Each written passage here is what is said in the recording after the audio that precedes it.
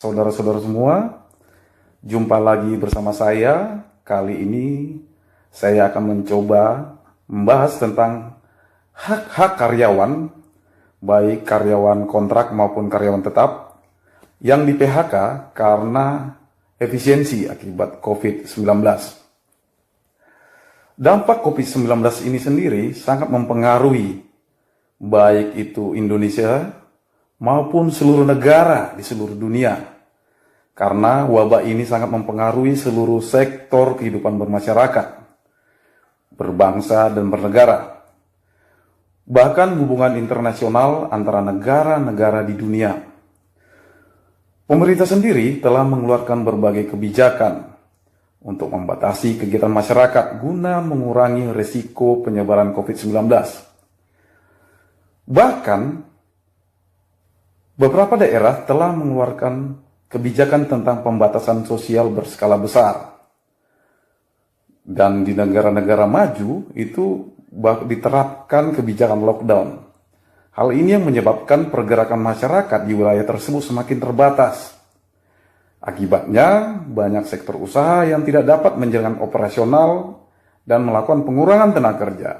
Contoh, dengan adanya kebijakan PSBB, dengan menutup perkantoran yang tidak termasuk dalam kategori yang diperbolehkan pemerintah DKI Jakarta, maka banyak kantor yang terpaksa harus ditutup. Dampaknya atau implikasinya adalah terjadi pengurangan karyawan atau yang lebih dikenal dengan efisiensi. Berdasarkan hukum ketenagakerjaan di Indonesia sendiri ada 2 jenis perjanjian kerja. Hal ini menentukan tentang 100 seorang karyawan dalam sebuah perusahaan. Satu, karyawan berdasarkan perjanjian kerja waktu tidak tertentu atau karyawan tetap. Yang kedua, karyawan yang berdasarkan perjanjian kerja waktu tertentu atau karyawan kontrak. Keduanya memiliki ketentuan yang berbeda dalam Undang-Undang Ketenagakerjaan, dari mulai jangka waktu hingga hak-hak karyawan. Karyawan berdasarkan perjanjian kerja waktu tidak tertentu atau karyawan tetap biasanya dipekerjakan untuk jenis pekerjaan yang sifatnya tetap dan terus-menerus. Perjanjian kerja tidak dibatasi oleh jangka waktu dan dapat mensyaratkan masa percobaan paling lama 3 bulan. Hubungan kerja antara pengusaha dan pekerja hanya berakhir ketika pekerja memasuki usia pensiun, meninggal dunia, cacat atau sakit permanen, dan tidak mampu lagi bekerja. Atau kondisi lainnya disebut dengan perjanjian kerja dalam perjanjian kerja kecuali terjadi PHK. Sedangkan untuk karyawan berdasarkan perjanjian kerja waktu tertentu atau karyawan kontrak, itu diperjanjikan untuk jenis pekerjaan yang sifatnya sementara. Sekali selesai, pekerjaan musiman atau terkait produk baru yang masih dalam percobaan. Hubungan perjanjian berdasarkan perjanjian kerja waktu tertentu tidak dapat mensyaratkan masa percobaan seperti dalam karyawan tetap. Karyawan PKWT tidak dapat diperkerjakan untuk pekerjaan yang sifatnya tetap dan terus-menerus. Walaupun memang dalam pelaksanaannya itu tidak sepenuhnya dijalankan oleh pelaku usaha. Lantas pertanyaan berikutnya, bagaimana perhitungan hak karyawan yang terkena PHK akibat efisiensi berdasarkan perjanjian kerja waktu tidak tertentu atau karyawan tetap? Perhitungan hak karyawan tetap didasarkan pada pasal 164 ayat 3 Undang-Undang Ketenagakerjaan.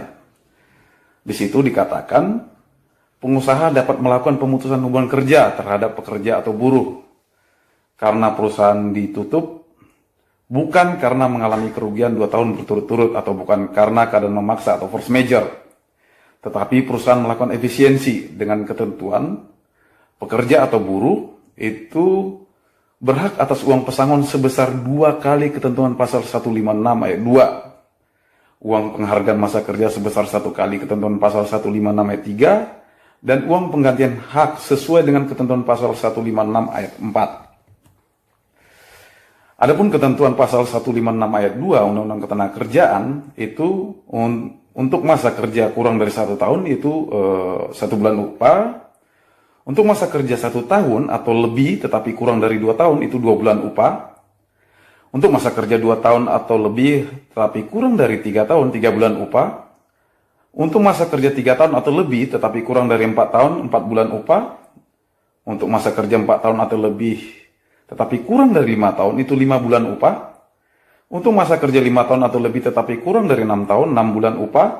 Untuk masa kerja 6 tahun atau lebih tetapi kurang 7 tahun, 7 bulan upah. Untuk masa kerja 7 tahun atau lebih tetapi kurang dari 8 tahun, itu 8 bulan upah. Sedangkan masa kerja 8 tahun lebih 9 bulan upah. Jadi maksimal itu apabila masa kerjanya di atas 8 tahun, misalnya 9 tahun, 10 tahun, 11 tahun dan selebihnya, itu untuk 9 bulan upah. Sedangkan untuk uang penghargaan masa kerja berdasarkan pasal 156, untuk masa kerja 3 tahun atau lebih tetapi kurang 6 tahun, itu 2 bulan upah. Untuk masa kerja 6 tahun atau lebih tetapi kurang 9 tahun, 3 bulan upah. Sedangkan untuk masa kerja 9 tahun atau lebih tetapi kurang 12 tahun, itu 4 bulan upah. Masa kerja 12 tahun atau lebih tetapi kurang dari 15 tahun, itu 5 bulan upah. Masa kerja 15 tahun atau lebih tetapi kurang 18 tahun, itu 6 bulan upah. Untuk masa kerja 21 tahun atau lebih tetapi kurang 24 tahun, itu 8 bulan upah. Dan masa kerja 24 tahun atau lebih, 10 bulan upah. Sedangkan uang pengganti hak berdasarkan pasal 156, itu uang penggantian hak yang harusnya diterima meliputi 1 cuti tahunan yang belum diambil dan belum gugur. Kedua, biaya atau ongkos pulang atau untuk pekerja atau buruh dan keluarganya ke tempat di mana pekerja atau buruh diterima bekerja. Ketiga, penggantian perumahan serta pengobatan dan perawatan ditetapkan 15% dari uang pesangon dan atau uang penghargaan masa kerja bagi yang memenuhi persyarat. Keempat, hal-hal lain yang ditetapkan dari perjanjian kerja, peraturan perusahaan dan perjanjian kerja bersama. Itu sudah ditentukan pada saat pekerja atau si karyawan itu mulai bekerja atau akan bekerja dalam sebuah perusahaan.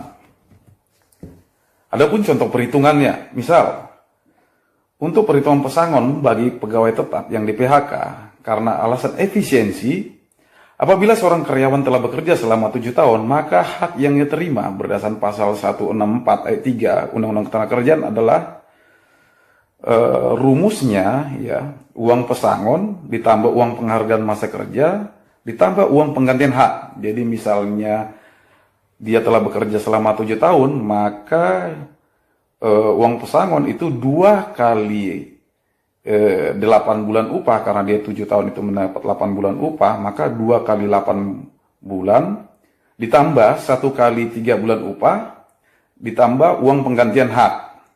1 kali 3 bulan upah tadi uang penghargaan masa kerja. Jadi perhitungannya sebesar itulah untuk pesangon yang berhak diterima si karyawan yang telah bekerja untuk 7 tahun. Lantas pertanyaan berikutnya, bagaimana pengakhiran hubungan kerja berdasarkan perjanjian kerja waktu tertentu atau kontrak? Berdasarkan pasal 62 Undang-Undang Ketenagakerjaan, apabila salah satu pihak mengakhiri hubungan kerja sebelum berakhirnya jangka waktu yang ditetapkan dalam perjanjian kerja waktu tertentu, maka pihak yang mengakhiri hubungan kerja diwajibkan membayar ganti rugi kepada pihak lainnya sebesar upah pekerja atau buruh sampai batas waktu berakhirnya jangka waktu perjanjian kerja. Apabila kontrak berakhir, maka karyawan tidak berhak atas uang pesangon. Namun, apabila salah satu pihak mengakhiri hubungan kerja di tengah masa kontrak, maka ia wajib membayar ganti rugi sebesar upah sisa masa kontrak. Misalnya, si karyawan itu dikontrak untuk 2 tahun, gitu kan, dengan gaji 5 tahun. Nah, dia sudah berjalan misalnya 1 tahun 2 bulan. Apabila dia di PHK, maka si karyawan itu berhak untuk memperoleh gaji sisa kontrak yang belum dijalankan. Jadi apabila dia sudah bekerja 1 tahun 2 bulan sementara kontraknya selama 2 tahun, maka perusahaan wajib membayar sebesar 10 bulan dikali upah. Jadi begitu juga dengan sebaliknya. Apabila misalnya si karyawan bekerja selama 1 tahun 2 bulan, sementara si kontraknya itu untuk 2 tahun, maka apabila dia mengundurkan berdasar ketentuan ini, pasal 62 Undang-Undang Tenaga Kerjaan, seharusnya si karyawan membayar sisa kontrak, yaitu 10 bulan dikali upah, begitu. Berdasarkan pasal 62 Undang-Undang Tenaga Kerjaan. Jadi biasanya kami menyarankan kepada perusahaan apabila bermaksud untuk melakukan pemutusan hubungan kerja kepada si karyawan yang dengan status pekerja dengan perjanjian kerja waktu tertentu atau kontrak, maka kami menyarankan lebih baik diselesaikan saja masa kontraknya. Karena berdasarkan ketentuan pasal 62 Undang-Undang Tenaga Kerjaan, perusahaan wajib untuk membayar sisa masa kontrak yang belum dijalani. Kecuali si karyawan sendiri dengan sukarela mengundurkan diri. Maka dengan demikian si perusahaan tidak wajib untuk membayar sisa kontrak berdasarkan pasal 62. Demikian penjelasan dari saya terkait dengan hak karyawan akibat PHK karena efisiensi akibat COVID. Salam dari saya.